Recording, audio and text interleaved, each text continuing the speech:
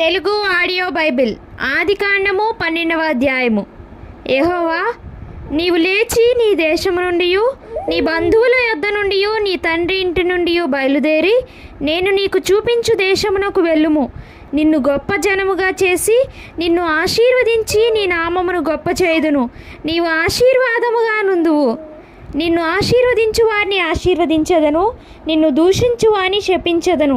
భూమి యొక్క సమస్త వంశములు నీ యందు ఆశీర్వదించబడునని అబ్రాముతో అనగా, యెహోవా అతనితో చెప్పిన ప్రకారము అబ్రాము వెళ్ళెను.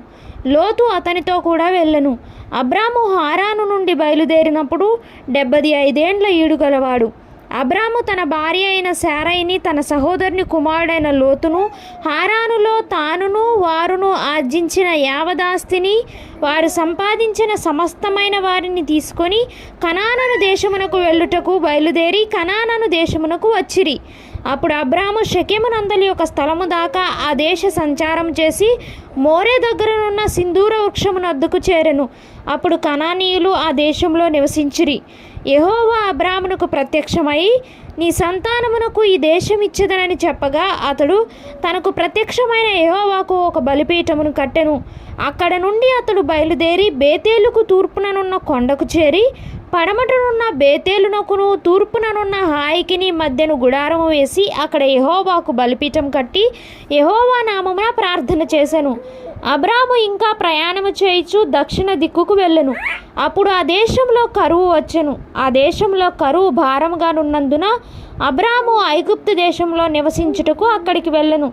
అతడు ఐగుప్తులో ప్రవేశించుటకు సమీపించినప్పుడు అతడు తన భార్య అయిన శారైతో, ఇదిగో నీవు చక్కని దానవని ఎరుగుదును.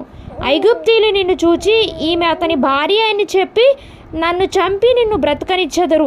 నీ వలన నాకు మేలు కలుగునట్లును నిన్ను బట్టి నేను బ్రతుకునట్లును నీవు నా సహోదరు అని దయచేసి చెప్పుమనెను. అబ్రాము ఐగుప్తులో చేరినప్పుడు ఐగుప్తీయులు ఆ స్త్రీ మిక్కిలి సౌందర్యవతి అయి ఉండుట చూచిరి. ఫరో యొక్క అధిపతులు ఆమెను చూచి ఫరో ఎదుట ఆమెను పొగిడిరి గనుక ఆ స్త్రీ ఫరో ఇంటికి తేబడెను. అతడు ఆమెను బట్టి అబ్రామునకు మేలు చేసెను.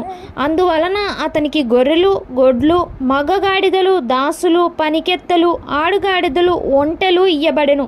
అయితే యెహోవా అబ్రాము భార్య అయిన శారైని బట్టి ఫరోను అతని ఇంటి వారిని మహావేదనల చేత బాధించెను. అప్పుడు ఫరో అబ్రామును పిలిపించి, నీవు నాకు చేసినది ఏమిటి? ఈమె నీ భార్య అని నాకెందుకు తెలుపలేదు? ఈమె నా సహోదరి అని ఎలా చెప్పితివి? నేను ఆమెను నా భార్యగా చేసుకుందునేమో. అయితేనేమి, ఇదిగో నీ భార్య, ఈమెను తీసుకొని పొమ్మని చెప్పాను. మరియు ఫరో అతని విషయమై తన జనులకు ఆజ్ఞాపించినందున వారు అతన్ని, అతని భార్యను, అతని కలిగిన సమస్తమును పంపివేసిరి.